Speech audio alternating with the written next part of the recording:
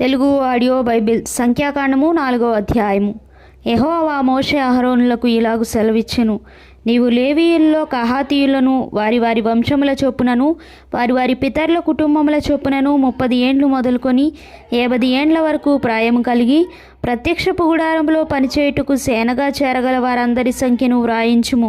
అతి పరిశుద్ధమైన దాని విషయంలో ప్రత్యక్షపు గుడారమునందు కహాతీయులు చేయవలసిన సేవ ఏదనగా, దండు ప్రయాణమైనప్పుడు అహరోనును అతని కుమారులను లోపలికి వచ్చి అడ్డతెరను దించి దానితో సాక్ష్యపు మందసమును కప్పి దాని మీద సముద్ర వత్సల చర్మమయమైన కప్పును వేసి దాని మీద అంతయు నీలవర్ణము గల బట్టను పరిచి దాని మోతకర్రలను దూర్చవలను.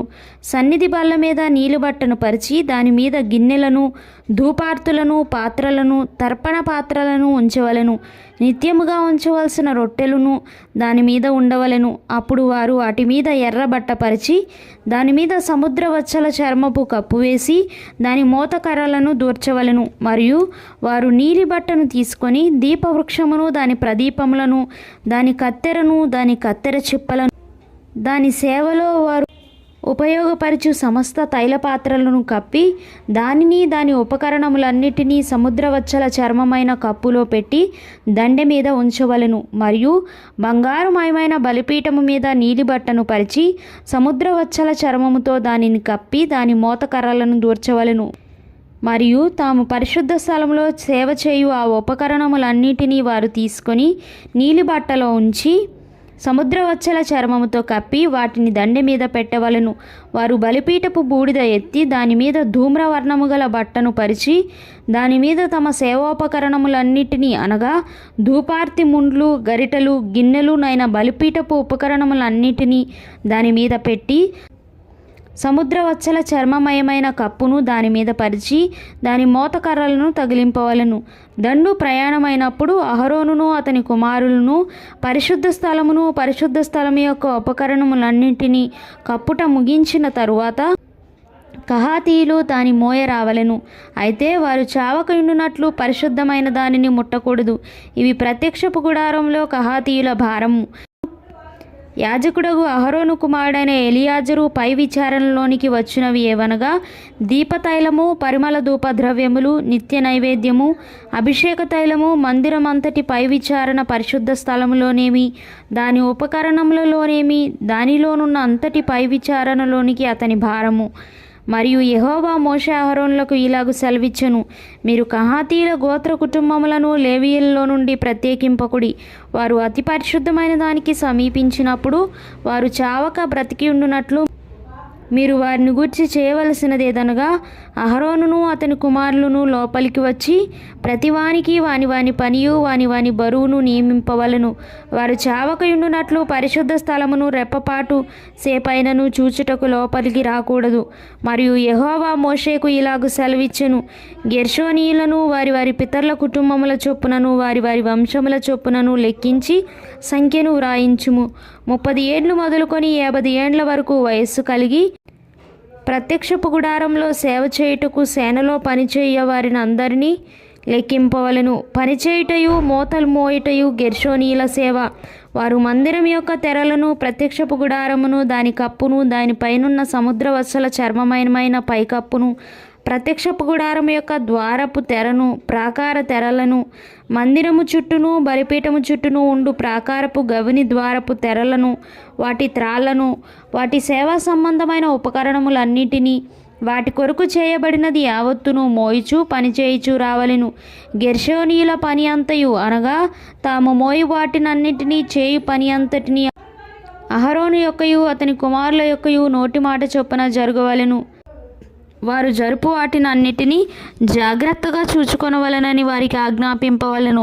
ప్రత్యక్షపు గుడారంలో గెర్షోనీయుల యొక్క పని ఇది. వారు పని చేయుచు యాజకుడగు అహరోను కుమారుడైన ఈతామారు చేతి క్రింద నుండవలెను. మెరారీయులను వారి వారి వంశముల చొప్పునను వారి వారి పితరుల కుటుంబముల చొప్పునను లెక్కింపవలెను. 30 ఏండ్లు మొదలుకొని 50 ఏండ్ల వరకు వయస్సు కలిగి ప్రత్యక్షపు గుడారంలో పనిచేయుటకు సేనగా చేరువారిని అందరినీ లెక్కింపవలెను. ప్రత్యక్షపు గుడారంలో వారు చేయి పని అంతటి విషయంలో వారు మందిరపు పలకలను, దాని అడ్డకర్రలను, దాని స్తంభములను, దాని దిమ్మలను, దాని చుట్టూనున్న ప్రాకార స్తంభములను, వాటి దిమ్మలను, వాటి మేకులను, వాటి త్రాళ్లను, వాటి ఉపకరణములన్నిటినీ, వాటి సంబంధమైన పని అంతటికి కావలసినవన్నిటినీ వారు మోసి కాపాడవలసిన బరువులను పేర్ల వరుసన రెక్కింపవలెను. మెరారీయుల వంశములు ప్రత్యక్షపు గుడారంలో యాజకుడగు అహరోను కుమారుడైన ఈతామారు చేతి క్రింద చేయవలసిన సేవ ఇదే, అంతే వారు చేయవలసిన సేవ అని చెప్పెను. అప్పుడు మోషే అహరోనులు సమాజ ప్రధానులను కహాతీయులను అనగా వారి వారి వంశముల చొప్పునను వారి వారి పితరుల కుటుంబముల చొప్పునను 30 ఏండ్లు మొదలుకొని 50 ఏండ్ల వరకు ప్రాయము కలిగి ప్రత్యక్షపు గుడారంలో సేవ చేయుటకు సేనగా చేరువారినందరినీ లెక్కించిరి. వారి వారి వంశముల చొప్పున వారిలో లెక్కింపబడిన వారు 2750 మంది. ప్రత్యక్షపు గుడారంలో సేవ చేయ తగిన వారని కహాతీయుల వంశములలో లెక్కింపబడిన వారు వీరే. యెహోవా మోషే చేత పలికించిన మాట చొప్పున మోషే అహరోనులు వారిని లెక్కించిరి.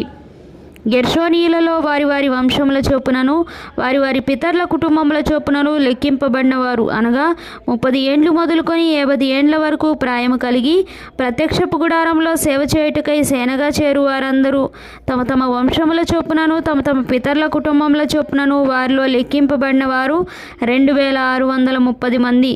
ప్రత్యక్షపు గుడారంలో సేవ చేయతగిన వారిని గెర్షోనీయుల్లో లెక్కింపబడిన వారు వీరే. యెహోవా నోటి మాటను బట్టి మోషే అహరోనులు వారిని లెక్కించిరి. మెరారీయుల వంశములలో తమ తమ వంశముల చొప్పునను తమ తమ పితరుల కుటుంబముల చొప్పునను లెక్కింపబడిన వారు అనగా 30 ఏండ్లు మొదలుకొని 50 ఏండ్ల వరకు ప్రాయము కలిగి ప్రత్యక్షపు గుడారంలో సేవ చేయుటకు సేనగా చేరువారు అనగా తమ తమ వంశముల చొప్పున వారిలో లెక్కింపబడిన వారు 3200 మంది. మెరారీయుల వంశములలో లెక్కింపబడిన వారు వీరే.